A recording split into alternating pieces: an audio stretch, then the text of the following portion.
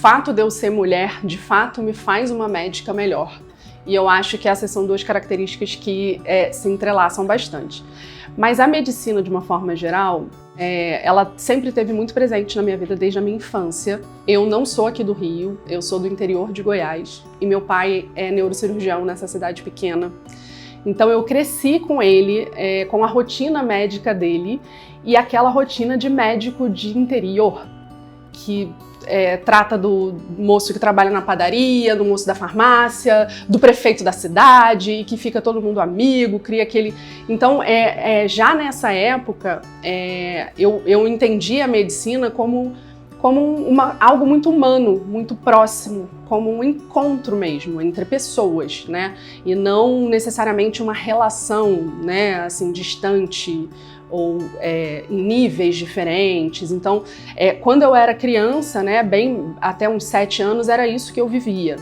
E depois de um tempo, meus pais se separaram, e aí sim, eu me mudei para o Rio, eu devia ter em torno de 8 anos, e passei a conviver mais aqui com a família da minha mãe, né, a parte materna, e meus avós eram médicos, tanto meu avô quanto a minha avó. Meu avô já era aposentado, ele era anestesista, professor universitário, inclusive foi até assim que meus pais se conheceram. Meu avô era professor do meu pai na faculdade. E a minha avó foi uma mulher muito forte, então ela me trouxe muito do que eu sou hoje, né? Tanto como profissional, como mulher de uma forma geral, e a forma como essas duas coisas podem se interligar, né? Ela era fisioterapeuta e decidiu, depois de anos, fazer medicina, e fez medicina e se especializou em fisiatria, então ela uniu as duas especialidades de uma forma muito peculiar e criou ali, em volta dela, um ecossistema também muito humano, quase como se fosse uma extensão de casa. Então eu também vivi muito isso, né? Mas apesar disso, a medicina nunca foi um caminho que eu sempre imaginei ou sempre desejei. Foi uma coisa que foi acontecendo mesmo aos poucos. Eu sempre tive uma coisa, não sei se por ser mulher, por ser filha do meio, entre 2 homens, então eu acho que isso me moldou de uma forma que eu sempre tive o cuidado como uma coisa do meu dia a dia. Eu sempre cuidei. Eu cuidava do irmão mais novo, eu cuidava do irmão mais velho, eu brincava de cuidar, né? As minhas brincadeiras geralmente envolviam o cuidar. Então, quando foi chegando a hora de decidir a carreira, apesar de... Ninguém nunca me pressionou no sentido de, tem que fazer medicina e tudo.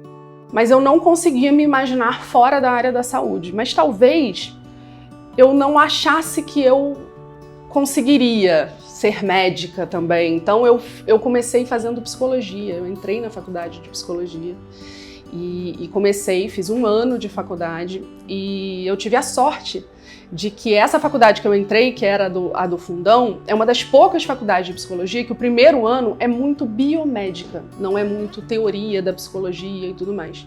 E aqui eu me apaixonei por aquilo, por aquela biomédica ali. Eu falei, é isso que eu quero fazer, eu quero mais, isso vai acabar aqui dentro dessa faculdade, eu não quero. Aí eu saí, fui estudar e aí entrei na faculdade de medicina. Foi assim. Olha, eu lembro como se fosse hoje, desse dia. É muito claro pra mim, assim.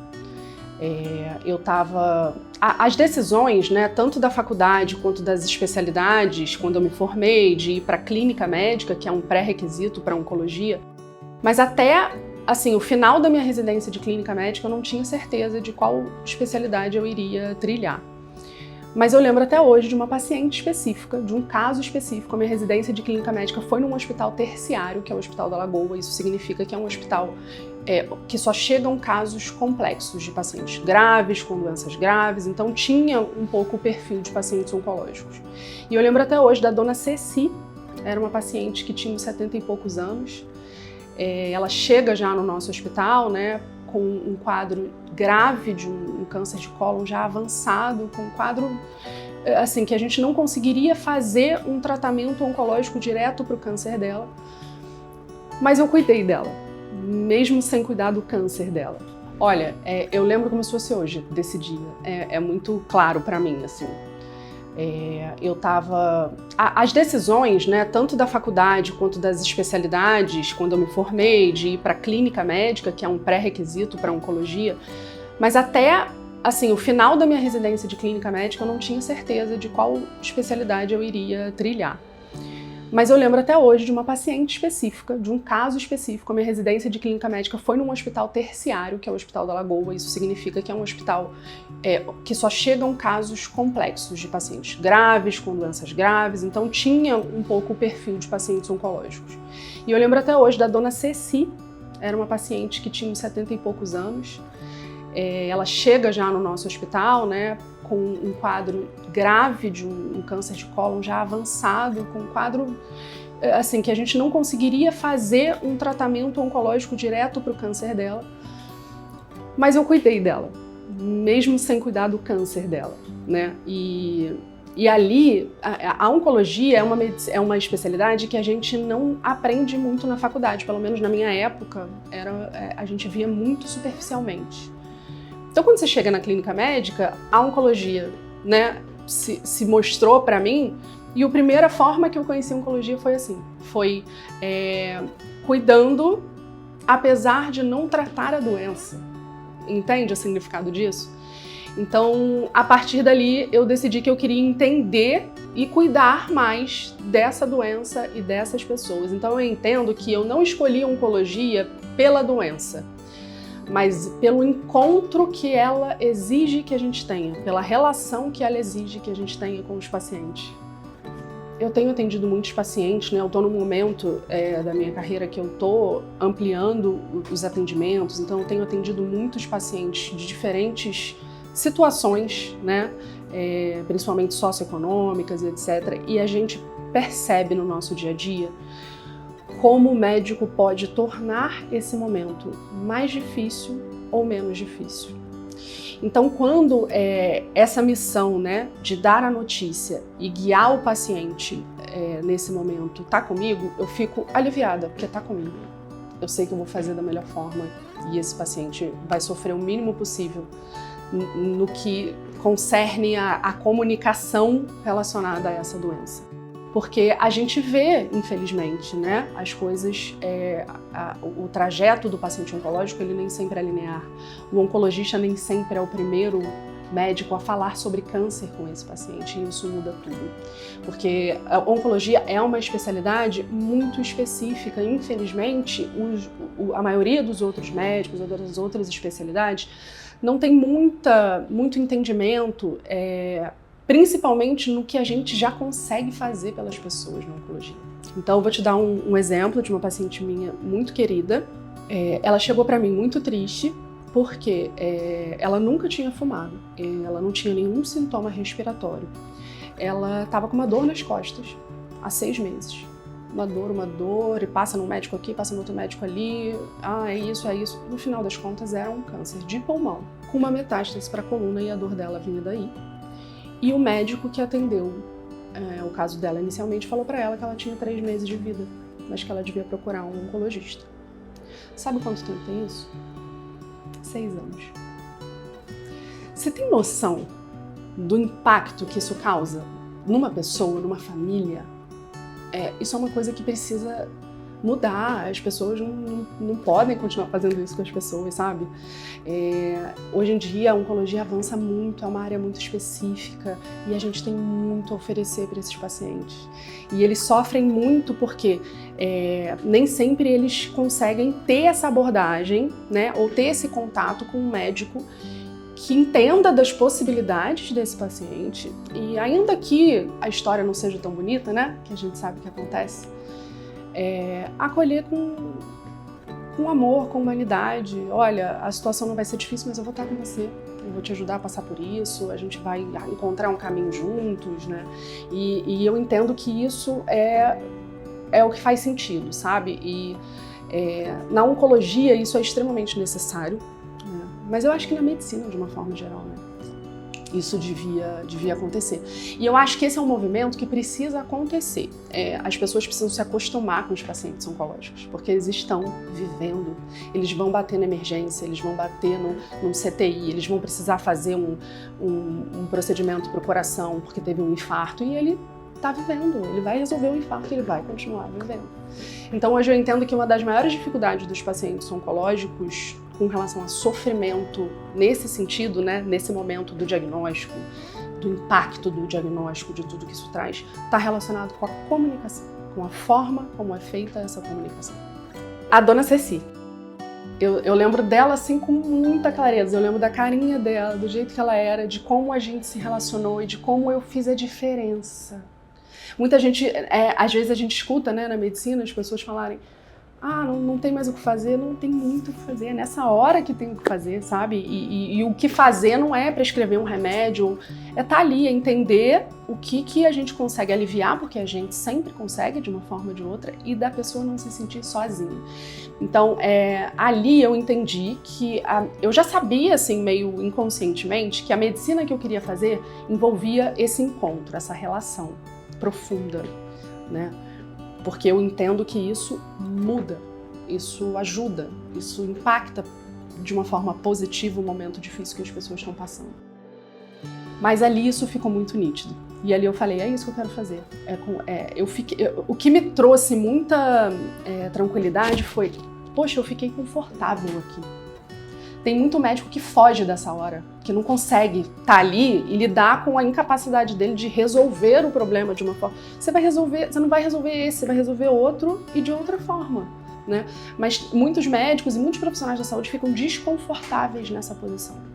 E eu não fiquei desconfortável, eu fiquei confortável e eu consegui dar a ela, eu acho que tudo que ela precisava naquele momento, que era escuta, presença e usadas técnicas que a gente domina, né, para aliviar e tornar aquilo o menos sofrido possível. Essa influência, e aí eu vejo muito a imagem da minha avó, né, porque me passou uma imagem de que eu podia ser o que eu quisesse, né, sem deixar de ser mulher, né. A minha avó foi isso, ela foi mulher, ela foi médica, ela foi chefe da família durante muito tempo. Quando meu avô envelheceu, ficou doente. Então eu vivi isso, e isso eu acho que me coloca numa perspectiva de que eu posso tudo, né?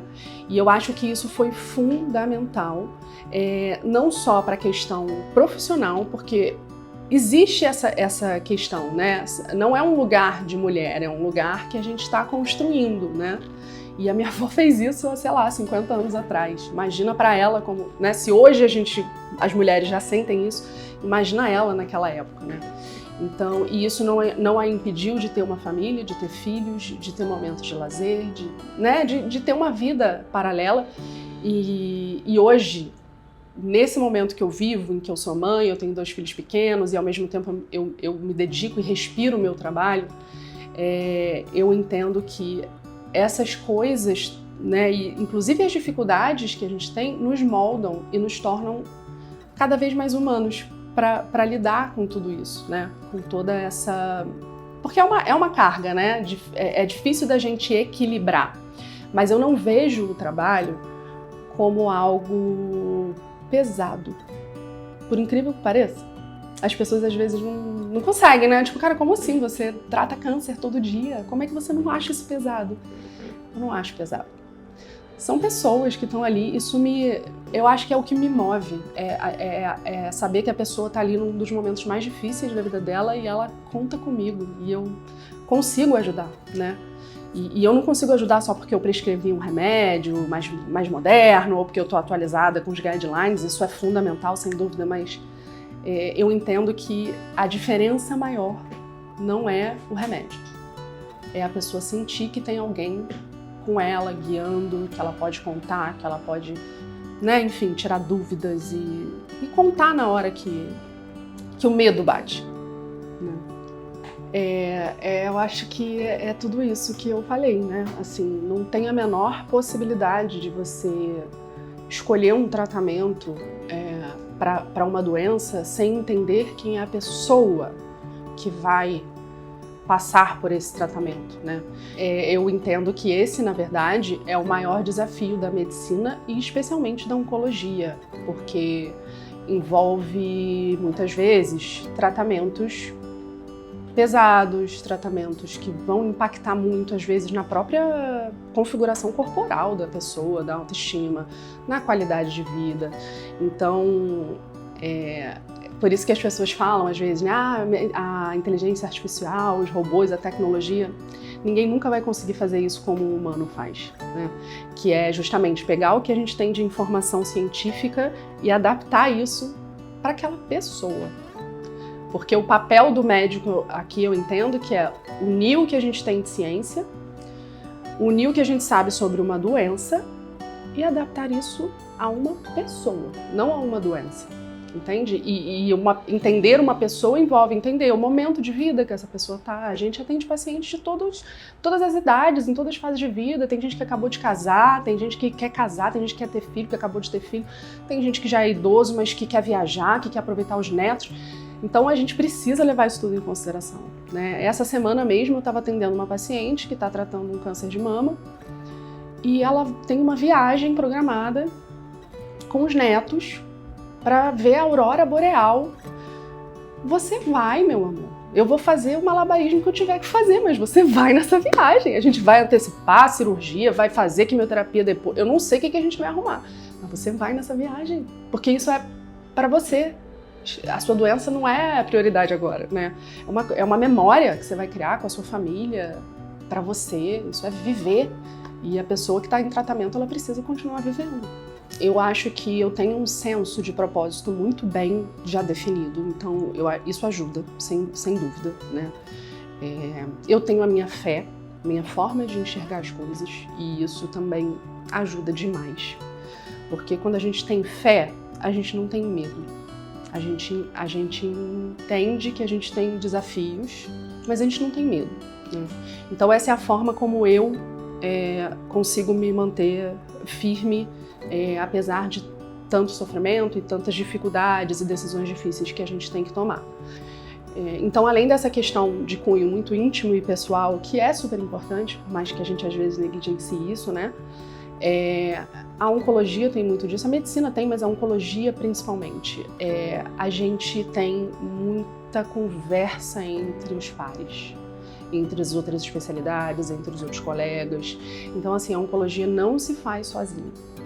Então, essa é até uma coisa que eu geralmente explico muito para os pacientes, né? Porque o paciente muitas vezes chega muito ansioso, querendo respostas, querendo programação. As respostas muitas vezes vêm aos poucos. E a gente precisa respeitar esse tempo, porque isso envolve um exame que demora um pouquinho mais para sair, mas que vai mudar tudo no tratamento. Envolve ouvir um especialista, discutir com um cirurgião que vai avaliar o caso no segundo momento. Então, essa troca entre os profissionais, às vezes um outro oncologista, eu discuto com um oncologista mais sênior, uma pessoa mais experiente, né? Outros colegas. Então, isso também é uma coisa que está muito no nosso dia a dia e ajuda demais. Também ajuda a gente a conseguir tomar as decisões com calma, de forma equilibrada e tendo certeza que a gente considerou, né, todas as opções. Essa questão do íntimo, né, da gente cuidar do nosso interior é fundamental. E eu acho que eu sou uma médica melhor porque eu sou a Fernanda que eu sou em casa, porque eu sou a mãe dos meus filhos, porque eu sou a esposa do meu marido, porque eu sou a filha da minha mãe. Então isso tudo me molda e me ajuda, porque é o respiro, né? É a gente entender que a vida não é só isso, que a gente precisa ter o nosso tempo de descanso e a gente aceitar que isso é importante, que isso faz parte, inclusive os pacientes entendem isso, né? Então eu sou uma médica muito disponível, assim, os meus pacientes têm meu telefone, então isso é um desafio em alguns momentos, né? Mas com conversa e orientação os pacientes entendem isso, entendem o que é importante, o que é uma coisa que não pode esperar, o que pode esperar. E aos pouquinhos a gente consegue construir essa relação respeitosa, né? Dos meus momentos de descanso, geralmente eles respeitam isso, eles sabem, mas isso é fundamental. Essa percepção foi algo muito natural, inclusive o meu caminho por aí foi algo muito natural. Por quê? A partir do momento que você se importa, né? Você começa a querer entender o que está acontecendo, o que impactou aqui, né? Poxa, esse paciente ficou, sei lá, meses com o diagnóstico atrasado porque o exame que não sai. Então você começa a tentar entender tudo que envolve esse processo, né? Então você começa a se interessar e querer entender como melhorar todo o caminho. E como eu comentei, em oncologia a gente nunca está sozinho, nunca é o oncologista. É um oncologista e muitas vezes outros oncologistas, equipe multidisciplinar, enfermagem, fisioterapia, farmacêutica, né? A gente precisa, nutricionista, a gente precisa de toda essa equipe, né? E outros médicos muitas vezes. Então foi um caminho natural. Entender que quando você se importa, você se preocupa com todas as etapas do cuidado daquele paciente. E você precisa englobar tudo isso no cuidado, né? Então a ideia é essa, é propósito. Então não dá para ter uma equipe que não se importa. Todo mundo que está ali precisa se importar, genuinamente, com aquele paciente e em como a gente vai aliviar o sofrimento dele. É basicamente isso. Se tem algum elo ali da corrente que destoa, que não se importa, a gente quebra toda uma engrenagem e quem sente isso é o paciente. Então, é simples, basta se importar que a gente consegue trabalhar junto. E eu, como muitas vezes centralizadora, né, desse processo, eu me sinto como um elo dessa corrente. E assim, isso ressoa claramente para o paciente. O paciente percebe quando toda a equipe está alinhada no mesmo propósito, ele sente a segurança no processo, ele percebe como uma parte da equipe fala da outra, então ele sente em tudo isso. E eu entendo que quando a equipe consegue se unir para tornar o processo, o momento do paciente, algo o menos sofrido possível, isso é muito especial, é muito bonito de ver. A oncologia é uma área da medicina muito singular, né? Poucas áreas evoluem tão rápido quanto a oncologia. A medicina de precisão na oncologia é uma coisa impressionante, assim. E eu me sinto muito honrada de viver isso, porque, sei lá, as últimas gerações, né, quando a gente pensa, eles demoravam uma vida para ver uma mudança de fato no prognóstico de uma doença, na cura de uma doença. Quantas coisas eu já vi acontecendo na minha curta vida, no meu curto tempo de carreira, né? A gente vê isso todo dia e isso é extremamente animador, né? E é realmente uma coisa impressionante o que a ciência está conseguindo fazer, conseguindo descobrir. É muito animador participar disso e ver a oncologia e a ciência acontecendo todo dia e ver isso na vida do paciente, né? A gente vai num congresso um ano, escuta falar pela primeira vez de um medicamento e daqui a 2, 3 anos esse medicamento está aqui dentro do seu consultório fazendo a diferença na vida do paciente. Então é muito bonito de ver isso, realmente é muito animador. E eu acredito que a gente tem muitas coisas boas pela frente. Eu espero que minha vivência nessa minha geração, na minha vida, eu ainda veja muitas coisas novas acontecendo. Eu acho que o ambiente na saúde, de uma forma geral, ele nos direciona para a gente perder a humanidade, né? A forma como os sistemas são construídos, a forma como... E isso não pode acontecer, assim, eu vejo isso como uma forma de resistência, sabe? Cada paciente que eu atendo, eu me recuso a atender com pressa. Eu me recuso a atender olhando para o relógio, eu me recuso a atender preocupada que já tem outro esperando. Inclusive, os meus pacientes sabem disso, assim. Eles sabem que às vezes eu atraso e que se eu atrasei é porque alguém precisou. E ele não acha ruim porque ele sabe que se ele precisar, eu também vou atrasar com ele a hora que ele precisar, né? Então eles entendem isso e eu acho que essa humanidade não pode se perder. Eu acho que existe um movimento que tenta nos tirar essa humanidade, esse encontro, né? Eu entendo a medicina como... A gente tem que entender como um encontro, não é uma consulta, eu não estou aqui para despejar condutas, né? É um encontro entre duas pessoas. Eu vou tentar te dar uma solução, mas é um encontro. Então a gente não pode perder essa humanidade. A consistência. É isso que eu comentei agora. Eu me recuso, eu tenho um ato de resistência. Eu me recuso a atender um paciente correndo, a não conseguir ouvir o que ele está falando. E isso não importa onde eu estou. Se eu estou atendendo aqui se eu estou atendendo no SUS, se eu atendia no INCA quando eu estava lá. Então, isso eu acho que é o que me dá tranquilidade e orgulho de saber que os anos passaram e eu sou a mesma pessoa, a mesma médica, e eu atendo com o mesmo tempo, com a mesma atenção, com o mesmo cuidado desde a dona Ceci, né? Começou lá e eu continuo me esforçando para manter essa forma de atender, essa forma de tratar os pacientes.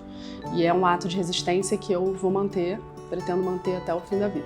Então, é engraçado porque isso já acontece, né? Eu não sei se é pela minha presença no digital, eu acho que pode ser, mas não só por isso, porque eu sempre conversei, né, com outras pessoas e é até legal porque pessoas que eu conversei há anos atrás, quando ela era estudante de medicina, hoje ela é residente aqui no nosso Instituto de Oncologia.